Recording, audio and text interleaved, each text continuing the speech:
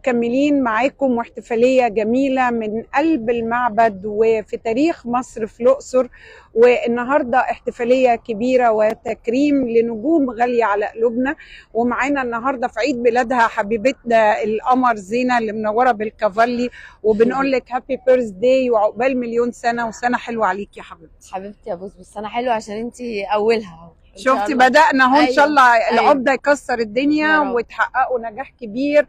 والأسطورة النهاردة كمان بيتكرم محمد رمضان، فبتمنى ان تبقى بدايتها تكريم، وان شاء الله نختم بعد عرض جوائز وتكريمات ان شاء الله. يا رب يا رب يا رب. يعني طبعا عايزة اعرف بقى النهاردة احساسك ايه وانت عيد ميلادك بين التاريخ كده اللي بتتمنيه.